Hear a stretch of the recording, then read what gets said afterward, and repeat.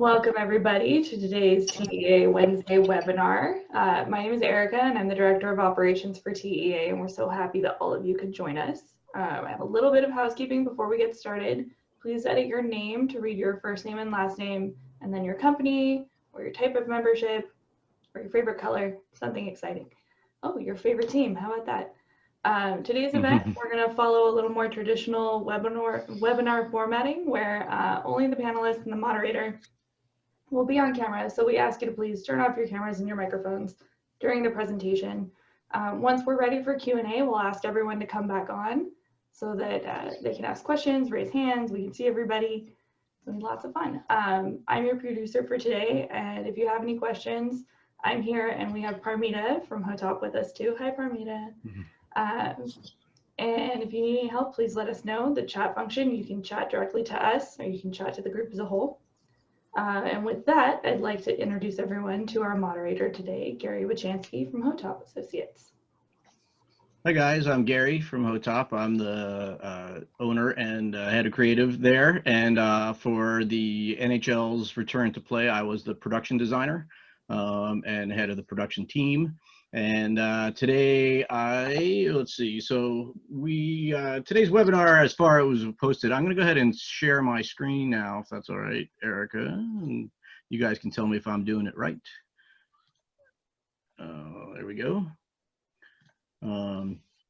So today's webinar was posted as a panel discussion on creating bubbles with the NHL, and we're going to talk about that, but it's kind of also sort of from where we sit as a production designer. It is, make my buttons work before I start playing slides here. It's good when you get stuck on the first slide, that's how you know you can fix it before you keep talking. There we go. A panel discussion on creating in bubbles, right? Because we were, Hotop and our team was not creating the bubble, but we were witness to its creation. So, and then today on my panel, I've got with me Rachel Siegel, who is the Senior Director of Events and Entertainment for the NHL, and Rachel is one of the people that was actually creating the bubble. So, you know, and what was very unique about this project is Rachel and the whole team in NHL was sort of taking what they normally do, which is produce entertainment and also produce a bubble at the same time. So we'll talk a lot about how those two things happen at the same time. And then we have Tom Kenny from Tom Kenny Lighting Design Incorporated, and Tom was the lighting designer for the project. And then Rachel Miller Davis from my team, who was the producer, and we worked really closely together with these guys and everybody else to bring this to life. So I'm going to walk you through a deck and kind of explain the story of what happened. And, you know, for those of you that don't have a lot of context of hockey and where things were and how it related to the kind of entertainment and production world shutting down relative to COVID, I'll walk you through what happened there and how we got involved, what we all did together, and then really what it was like, you know, going through that experience, and then both watching health and safety, you know, be the forefront of an entertainment project for the first time ever. And it was an interesting period. Now we're, I think, at a time where we're all getting a little bit used to kind of dealing with how we have to deal with the implications of COVID. But when this all came together and when it started, it was really, the unknowns were exponential. So kind of, you know, and I hope you guys can leave this with a little bit of takeaway of what we learned in going through that, what the challenges were, but also what I think strengthened both the creative and the kind of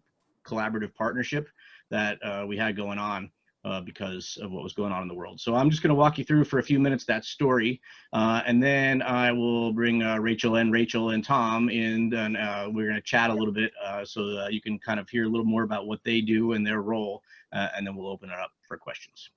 So that's the plan. So let's see if my button's still working. So there we go. So March 12th, 2020 was when the National Hockey League shut down. At that point, there had been slow drip of kind of the realization of what was going on in the world.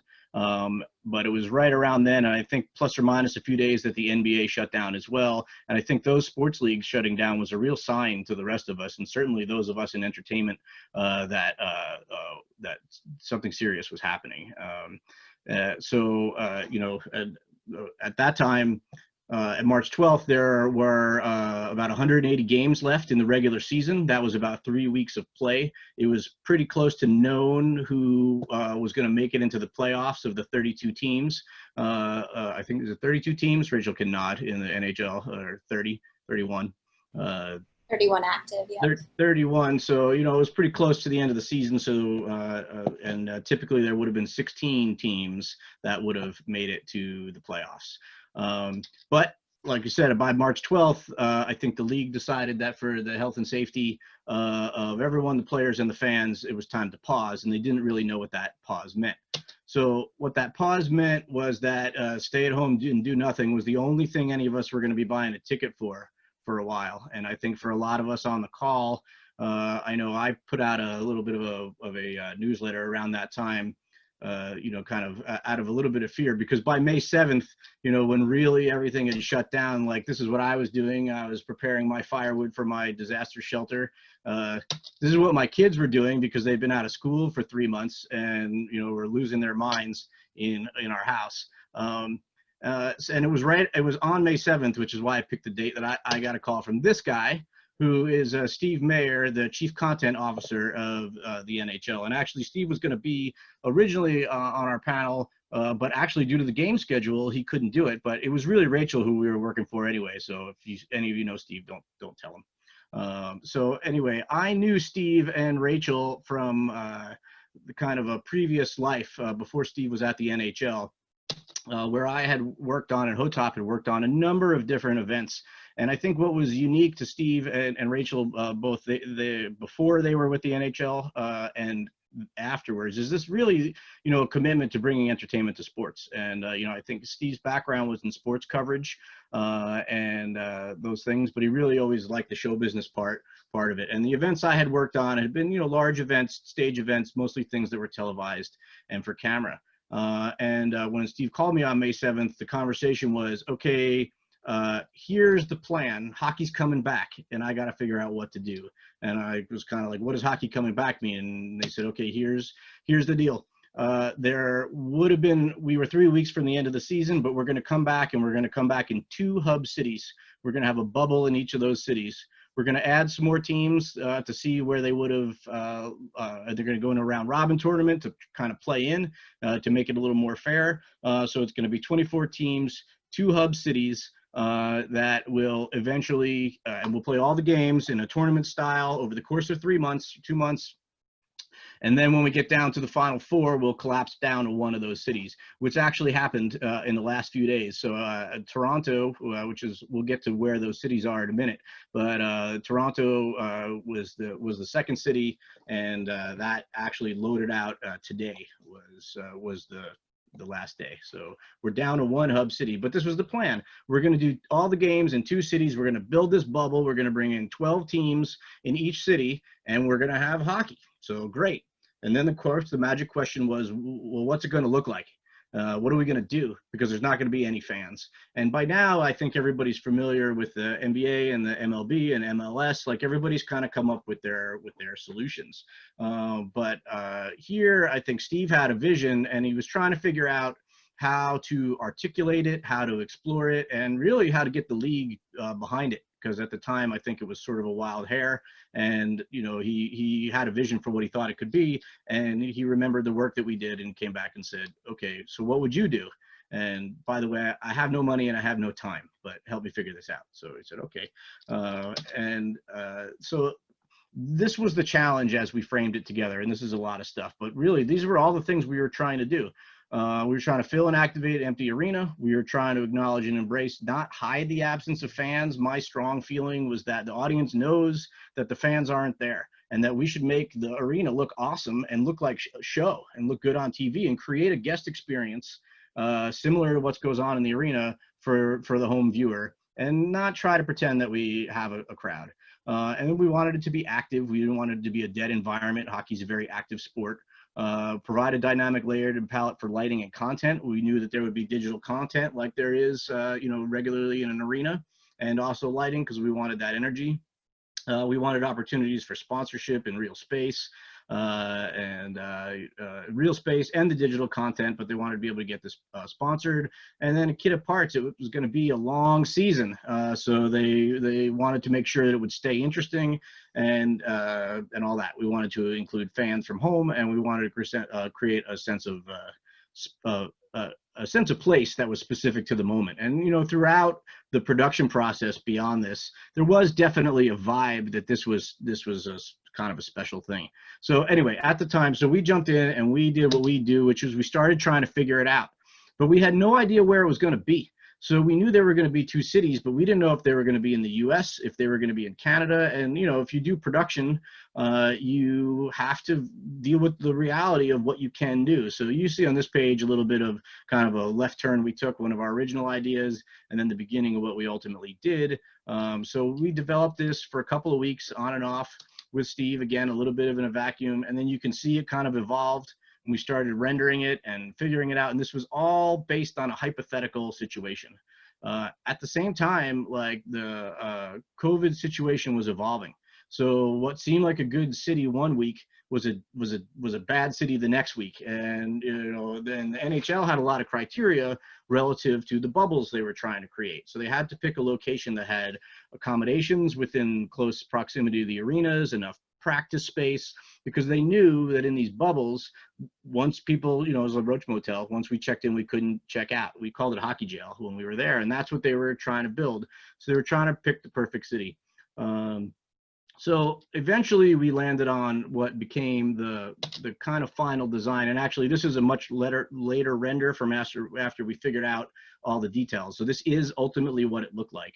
And the idea again was to, just to go quickly through the design elements, we wanted to cover the seats in the first 10 to 15 rows, but we didn't want it to be a distraction, and it couldn't be. So throughout this entire process, hockey operations was really closely involved, because it's a hockey game first, and it's a hockey game that matters, that has real stakes, because it's the playoffs. So we couldn't have show business distracting the players. So we had to make sure that there was space.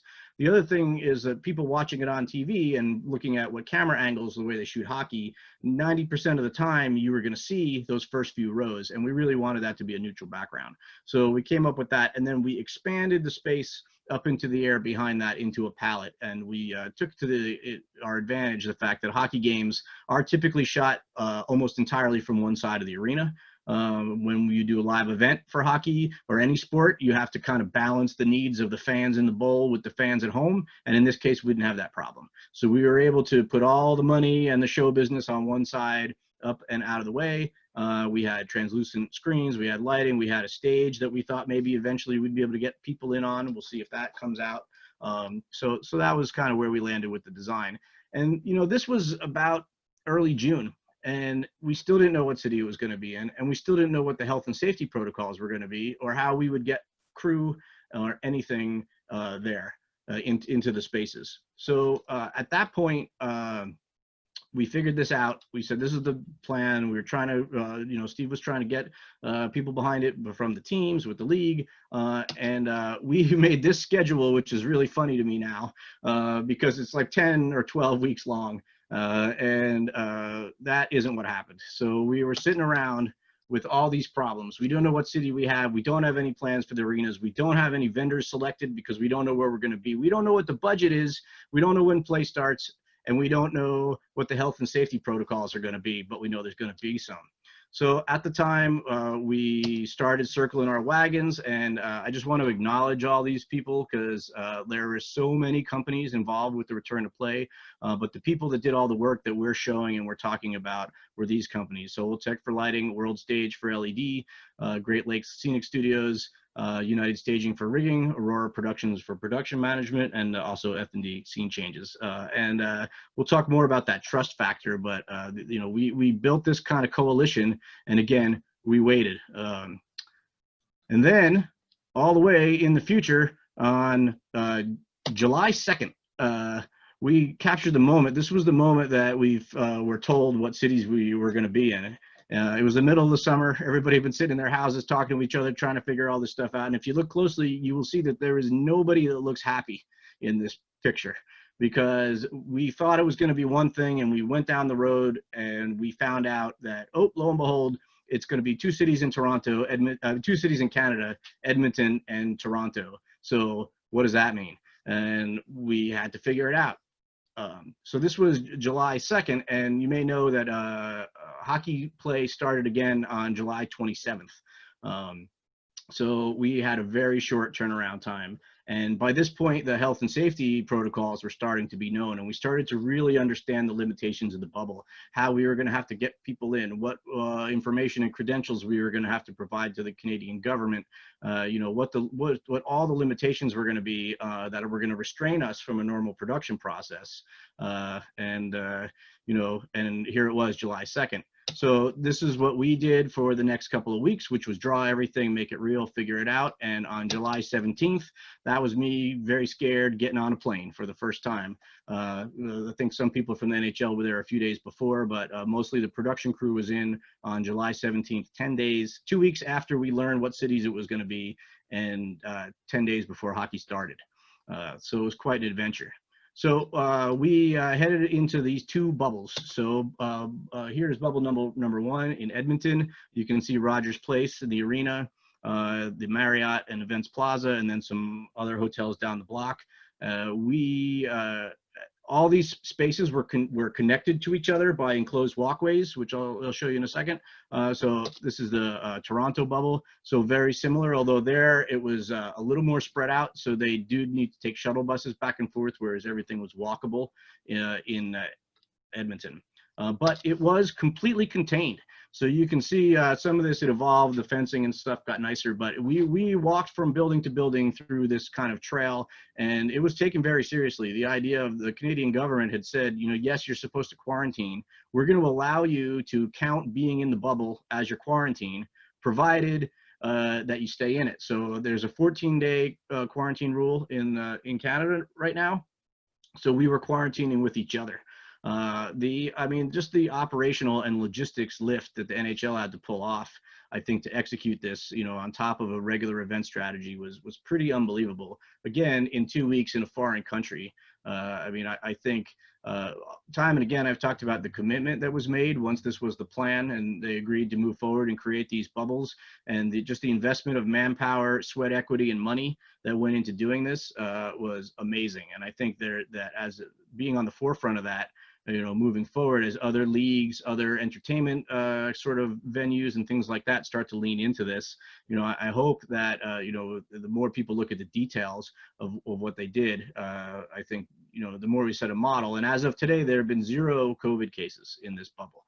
So we were all tested for 3 weeks.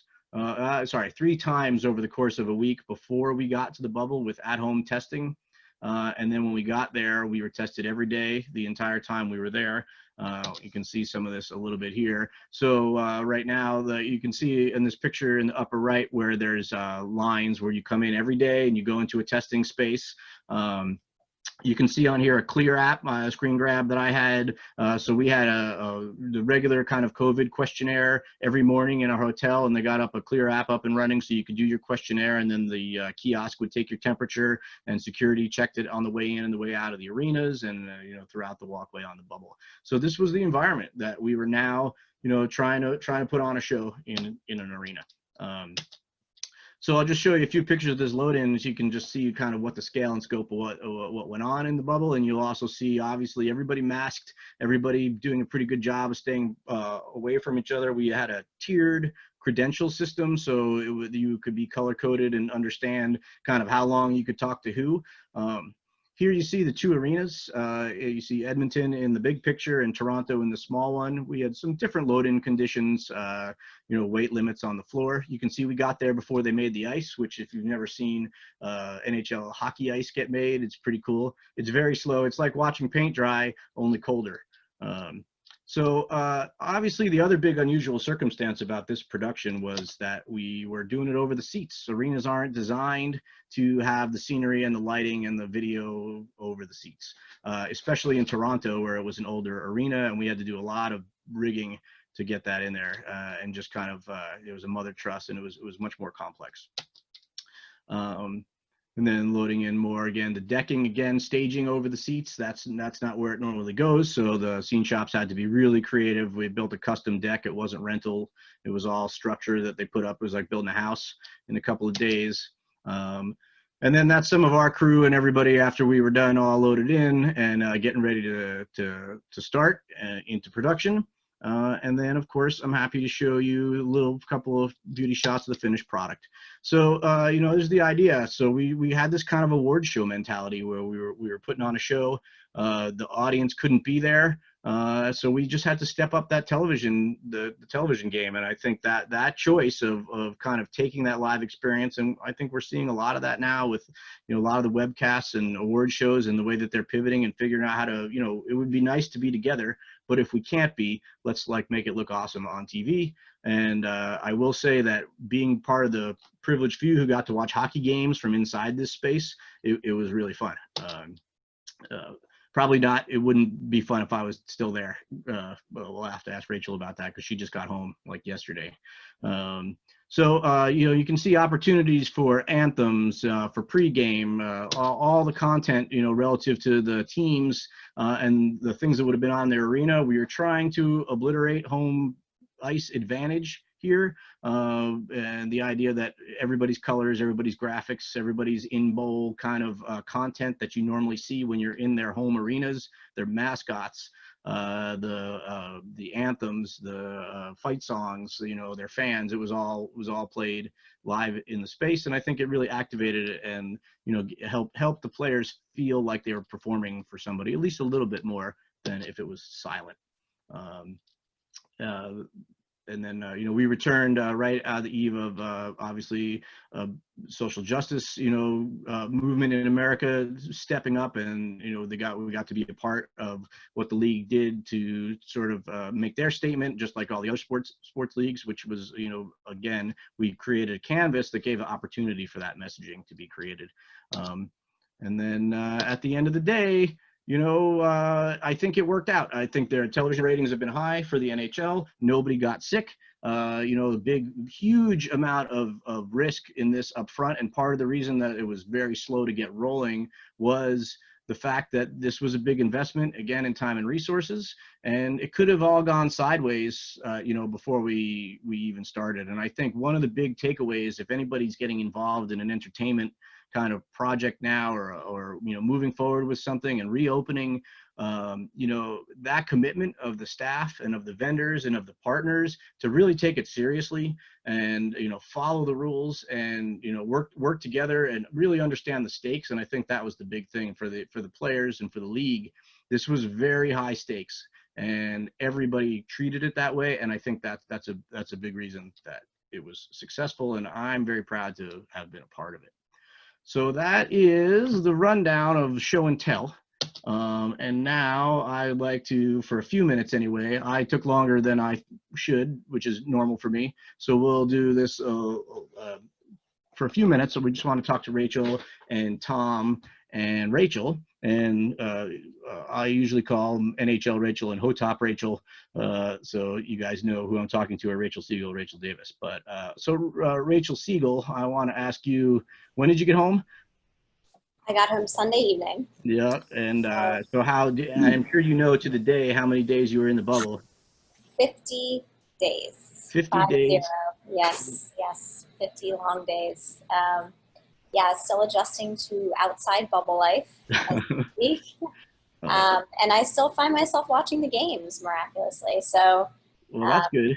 Have it on in the background right now, watching my colleagues in Edmonton produce the remaining games. And it's obviously very good to be home, but very, very happy that we were able to wrap up one bubble, as they say.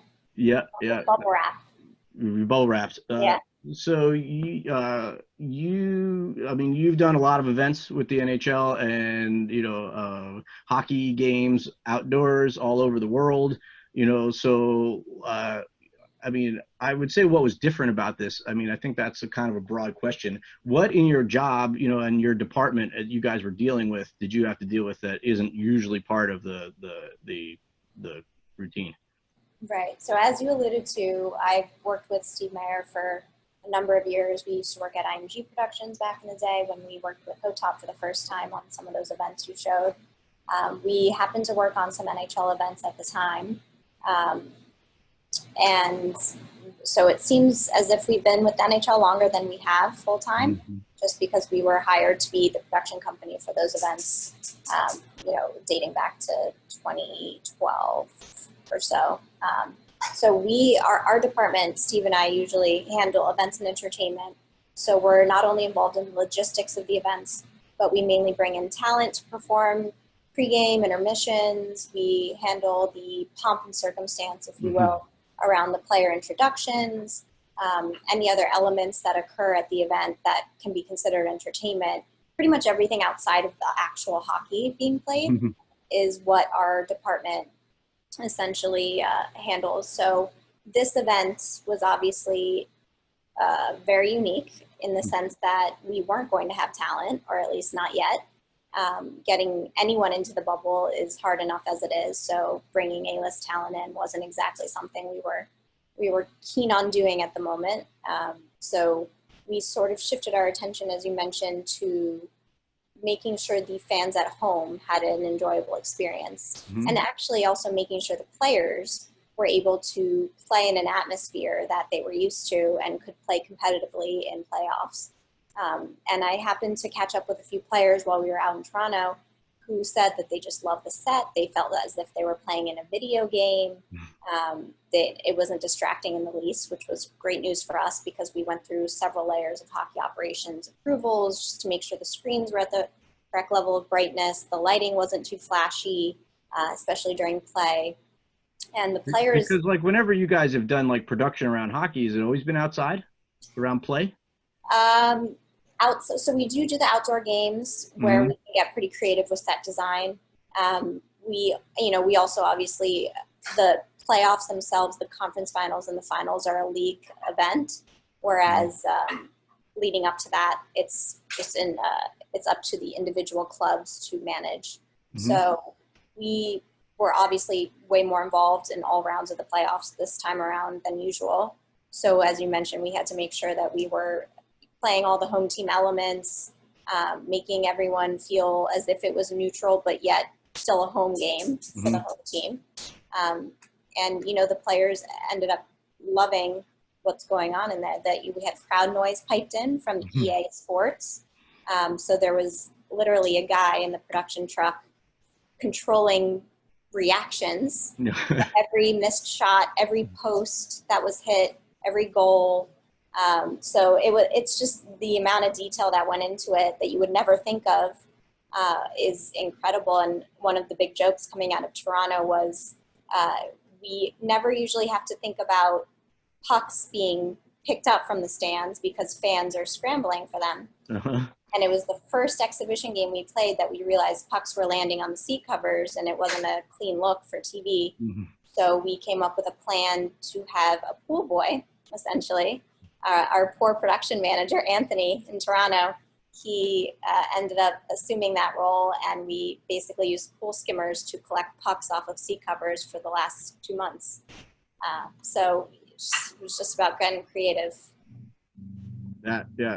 Not normally part of the routine. Tom, I want to ask you, so Tom Kenny and I didn't know each other before this project. He had a pre-existing relationship with NHL, and when we started going down this road, they said, oh, we know who the right guy for this is. But Tom and I were trapped in Edmonton together for a couple of weeks, and we spent more quality to, it's like you get on shows and you're like, so you like to say, oh, you're my best friend for 3 weeks a year. So we just came out of that experience. Hockey camp.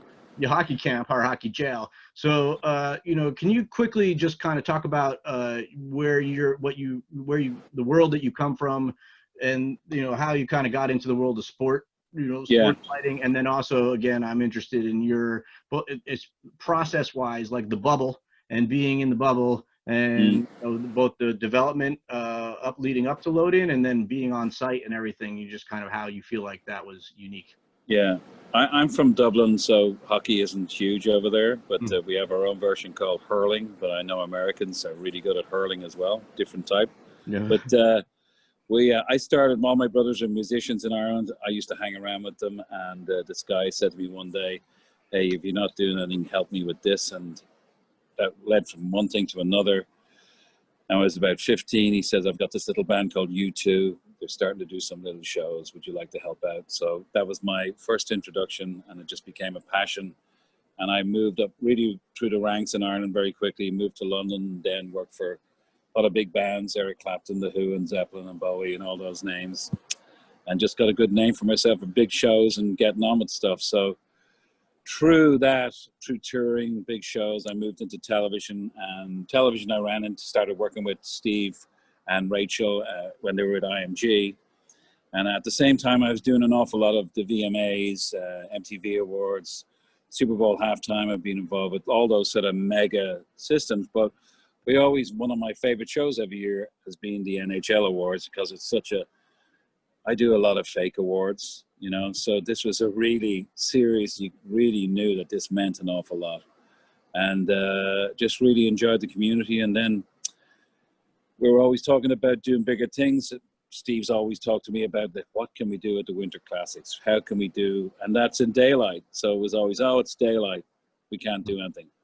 So how I got involved with this, I was going through the internet, as we all were. We had nothing else to do, and this COVID, and my whole world was cancelled. Everything was cancelled like everybody else. And I looked at this one guy's website one day, and I saw, hey, he's working with the NHL. So I texted Steve, said, hey, I work for you. What's going on here? And he says, Tom, I don't know who those people are, but I need to talk to you. I need to talk to you this, and I need to introduce you to my friend of mine, Gary. So we were very quick friends, and basically we were doing something that we don't normally do. I'm used to putting everything on the arena floor and around the arena.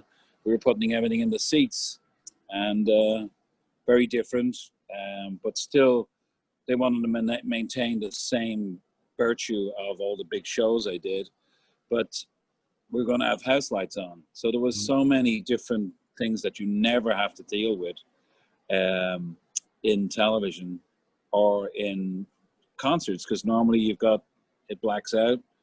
This is what happens. We had ice hockey lights on. There was all sorts of, as Rachel said earlier on, things that I'd never thought about before, distracting the players. I'm all about distraction. That's what I do for a living. I just blind people and distract them from one side of the room to the other. But we didn't want to distract the players, and we were dealing with a lot of traditionalists, which I'm not used to. And we had a fantastic, and because everybody had been sitting around, and this was such a great project because we were able to get our minds back working again.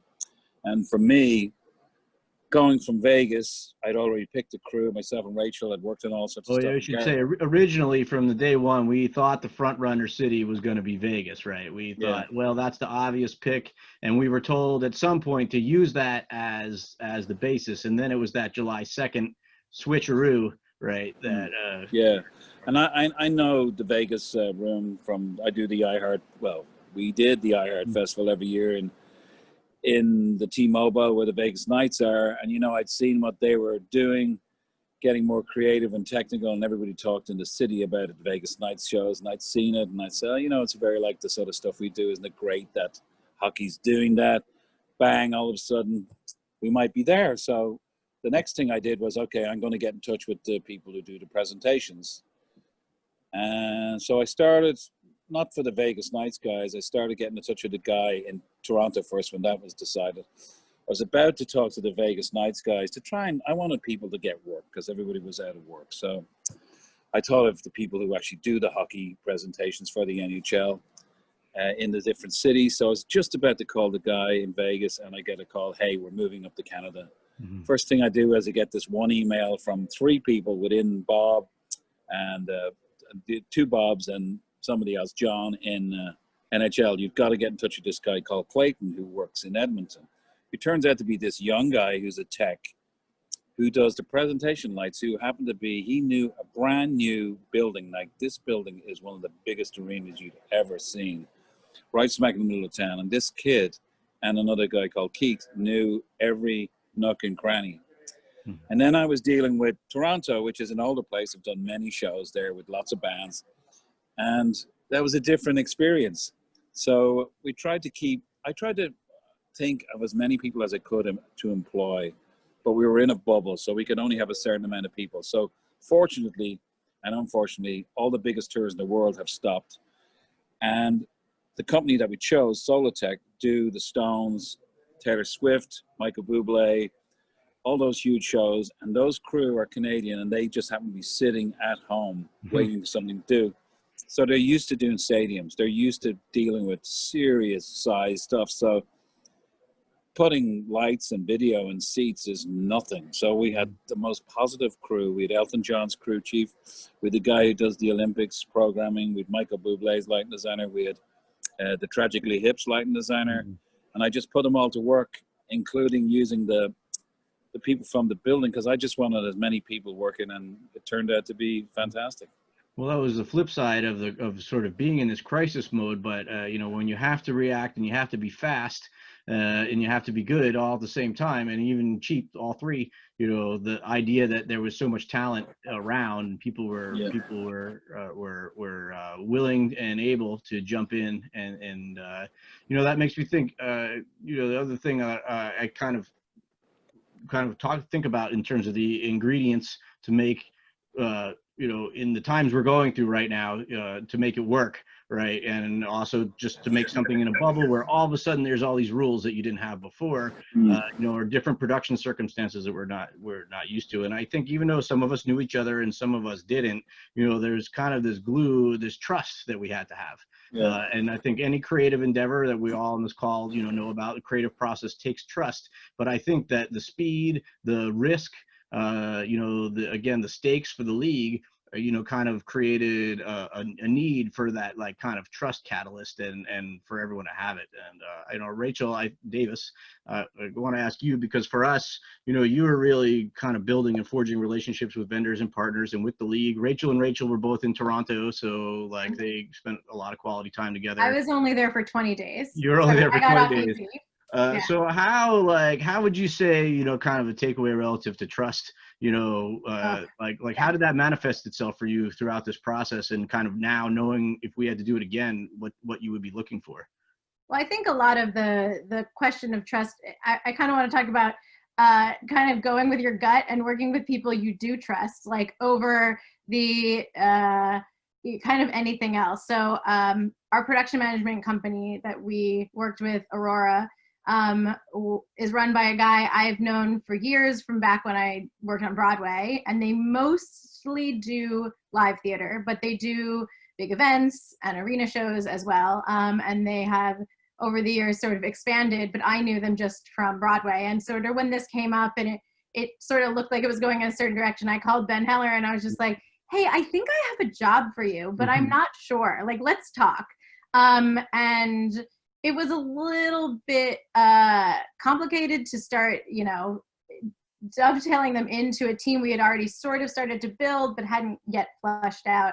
And I think, you know, they had been doing some production work during the COVID times, and like they brought not like just a vast amount of knowledge about what it would take to be on site with a crew. They had been planning and then had since started executing the loadout of Frozen on Broadway. And they had been in at the table with IATSE, with all the unions, trying to figure out, you know, what they needed to feel safe. So I think a lot of the, you know, having vendors and partners that you could trust to kind of be on the level and play by the rules and kind of look out for the greater good was really important from day one on this. And I think you're kind of also touching on, I think, something that was also necessary now is flexibility. You know, many companies are pivoting. They're doing things differently. You know, they're saying yes and figuring it out because we all have to figure out, you know, how to work. And I think, you know, that flexibility in general, and the league too, again, like figuring out how to divide scope, how to do things differently than you did before so they could be faster and possible and safe. You know, I think there was a lot of flexibility involved too. Yeah, I mean, and I think, you know, figuring out, like, we sort of started to talk about, like, what it took, the incredibly heavy lift to get people to Canada. The frantic phone calls I was getting from people at airports at 5 a.m. saying, they won't let me in, what do I do? I don't know, like, and, you know, me on the phone with Rachel, and then in turn, you know, I guess legal, and everyone under the sun including like I think the Minister of Health of Canada Well, it trying was to happening in real time, right? I'll Yes. ask the other Rachel to jump in. Like you guys were negotiating with the government of Canada, like up until the hour that people were getting on planes, right? I would say after we arrived. After you arrived. Yeah, when I arrived, because Tom and I arrived on the 14th, we were told we wouldn't be able to leave our rooms until we got clearance from the government. Like we had to for real quarantine until we were told, like they had agreed officially for the bubble to be a place we could quarantine. Yeah, I mean, as you mentioned, Gary, it happened so quickly that all the discussions with the Canadian government were obviously in motion. Yeah. But there were lots of details still to be worked out, and I'll never forget the call that we all got on the night before the first crew was leaving that said, you might get detained, you might not, we'll see what happens. Probably be fine. Right. You'll probably be fine. We're going to give you a letter to cross the border, which, you know, worked about 80% of the time, I'd say. So yeah, it was a frantic scramble to begin with, but then we ended up smoothing out the little bit. Well, you latecomers on the 17th, we had it ironed out. You had it all figured out. Well, it was an adventure. It's an adventure that's still going. You know, there's Edmonton's up and running, and you know, half of our crew, half of the NHL's crew are all still at it for another couple of weeks. You know, I'm very proud, and it was to be a part of it. It was one of those things that you have in your career that's just unique and different, and you know, marks a moment of time in your life because of the context. And I'm grateful for the opportunity to share it with all you guys. So I think at this point, for the last 15 minutes, and Tom, you want to? Yeah, I was going to say that Canada was a big deal, big part of it. The fact that we were out of the lunacy of what was going on in America. And just everybody just being so nice and so hospitable and so hockey crazy. That's right. And just decent, really decent human beings. So glad to work. Everybody chatty. You know, it was just it was Canada nice to really be in the upstairs apartment instead of the meth lab in the basement. I think was how you put it at the time, as they call it. Cool. All right. Well, I think we've saved some time. If anybody's got questions for any of these guys or for me, we'll finish up with that. And again, thank you guys very much for listening to the story. Now, in theory, there's a way for people to raise a hand, right, Erica? Yeah, there's a raise your hand tool in the participants panel. Turn your cameras on or just wave your. If anyone would like to turn their cameras back on, you can also.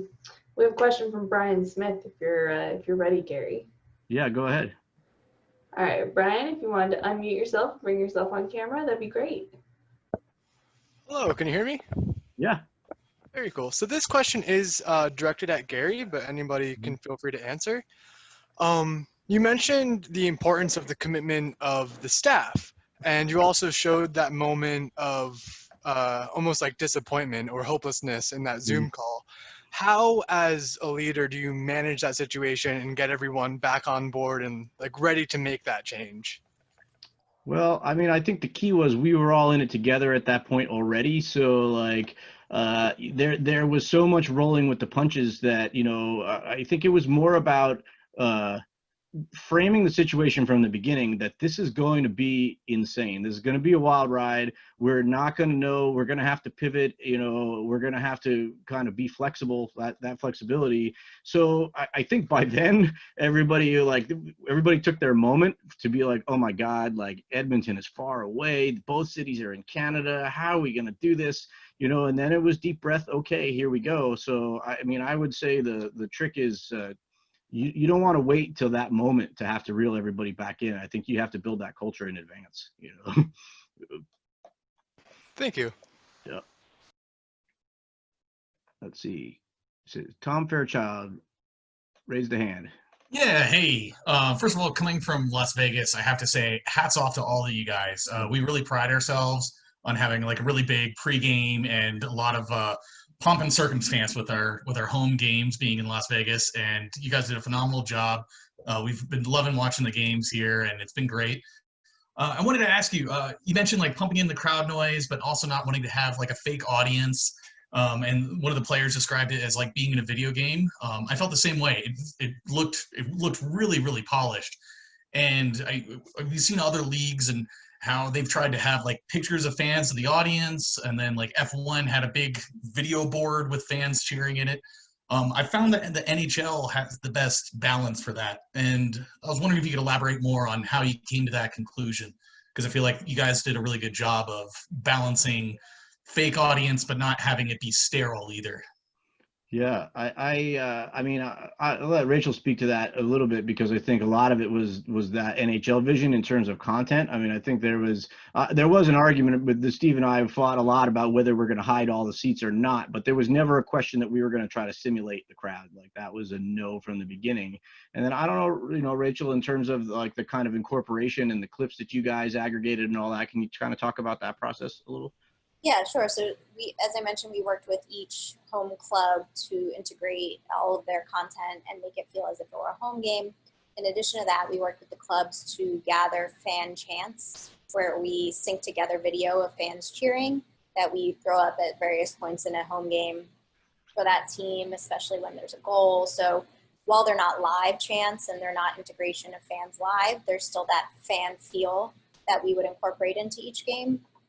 We felt that that was important to sort of integrate fans in some way, shape, or form.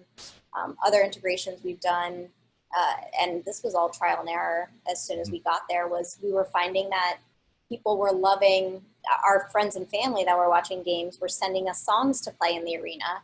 And as soon as they would hear them, they'd go crazy. They'd love it. They felt as if they were part of the game. So we would think of integrations like that. So we started a campaign called Bubble Beats on our social media, where we'd have people submit songs that we'd play at a certain point during the game, and it would get on broadcast, and people would react accordingly. So just certain fun integrations that seem so simple after the fact are just very easy ways to integrate the fans without actually having a live feed of fans on screens to distract the players. And I think that being of the moment, in that, again, it's a solution that makes sense. You're not trying to fake anything. You're just, you have this palette where it's okay. We kind of created permission for that. And it's, I think it's done judiciously, so that there's some of that energy. So, it's been fun. It's been fun to see on TV. Excellent. Thank you. Yeah. Anybody else?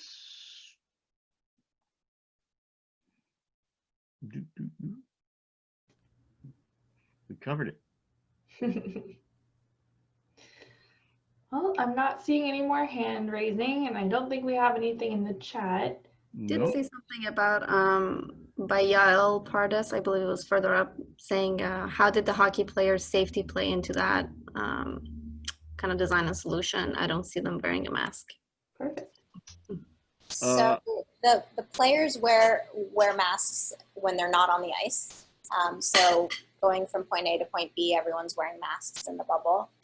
But as soon as they hit the ice, they can't play in a mask. So that was part of our health and safety protocol. Obviously, they're on the bench together, and that went into our decision to test everyone multiple times leading up to before we entered the bubble, so that they would have that ability to still play as they normally do.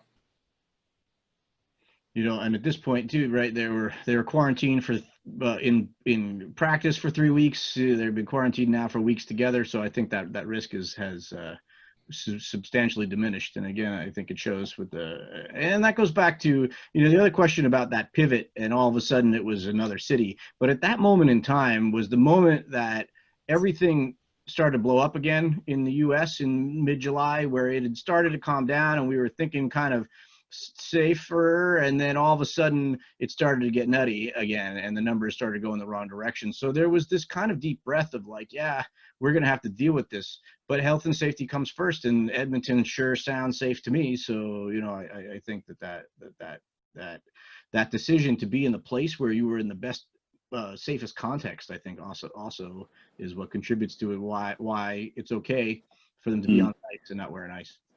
I see that.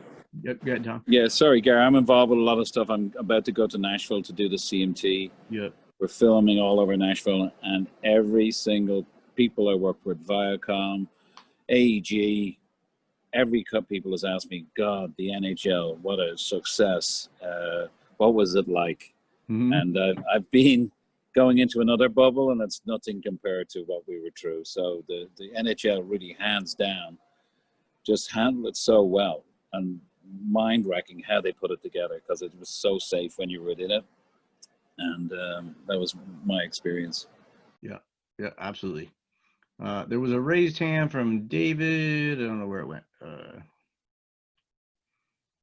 I wanted to ask a question. How do you think that these sorts of changes are going to affect things in the future post COVID-19? I couldn't hear you the whole time. You said. Okay, I just wanted to ask, with all of these changes, how do you think this is going to affect things in the future after COVID-19? Like, will some of these changes affect production of sports or other events? I mean, I think, just in terms of mass gathering, I think a lot of people's comfort level, even when it is safe, or it's going to take a long time for that to permeate and for it to sink in. So I think a lot of the protocols and things we're doing are going to linger long after they have to. And I think, so I think in that way, it's going to stick with us. And, I also think that all the new forms of media and new ways of looking at things are going to stick with us too. And, I think it's a little bit maybe overstating it, but being in the arena and watching the hockey games, those couple before I left the bubble live, and knowing that it was made for TV, but also knowing how really cool it was in person, maybe start to think about the shape of arenas and stadiums and like, well, why does it have to be 360? Or is there a way to integrate digital content into the arena design so that it is more immersive? So, I think that, whether it's that or other things, a lot of the way that television is being produced and live events are being produced sort of hybrid online and in person, I think those things are going to stick, in some cases, because they're interesting and they're different and they blend. We all live in a digital and a physical world at the same time now. So I think that this in a way is maybe accelerating that in terms of entertainment and production. It looks like we are getting a couple questions into the chat, Gary. So yeah, let's see here. So takeaways or learnings from this experience that surprised you, or ones that you'll take with you doing other work in the future. Well, I mean, I think what I'm trying to think. That there's so much I would take away into the future. I don't know what if it was a surprise or not, but and I'll say honestly, like for our company, like this was a step up. This was a heavy lift. We're a small group.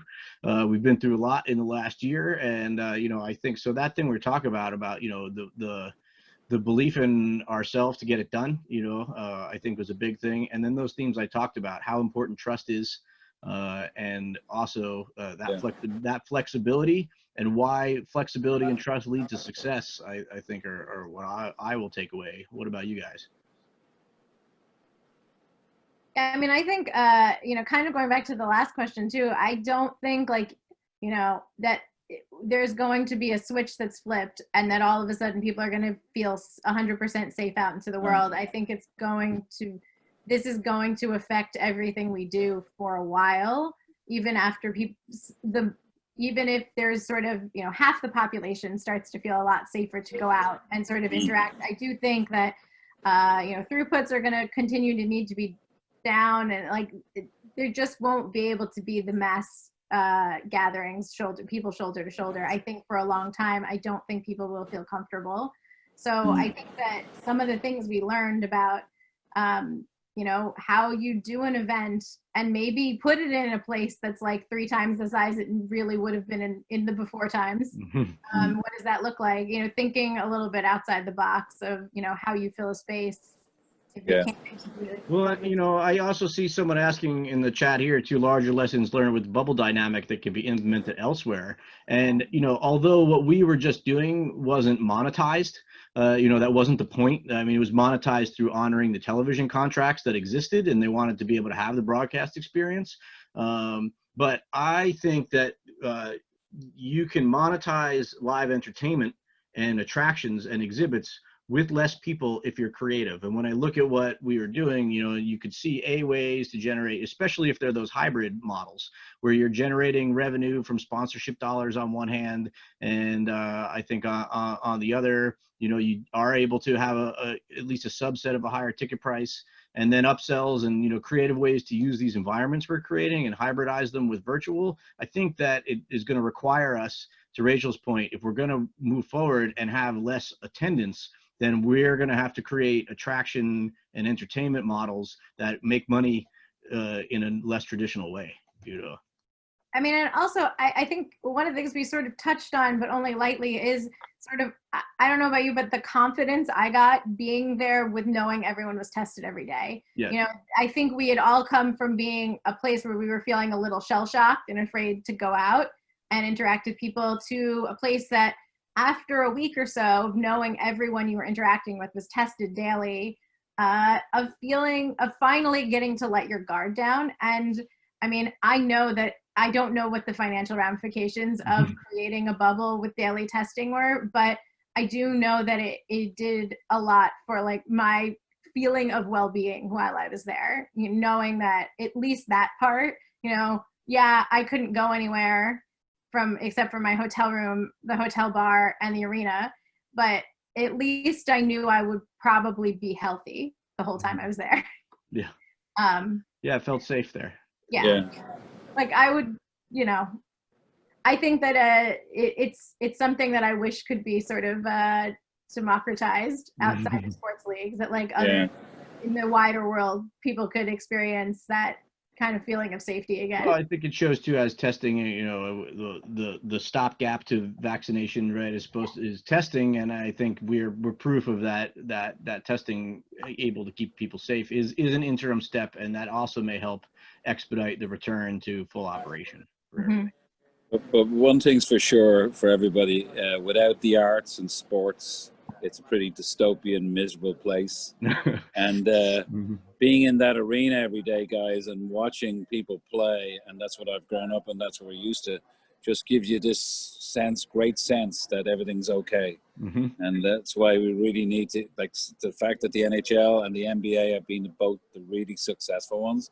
Everybody's watching it because of their safety and how they've really taken it seriously. And the other leagues haven't taken it so seriously, but MLS has.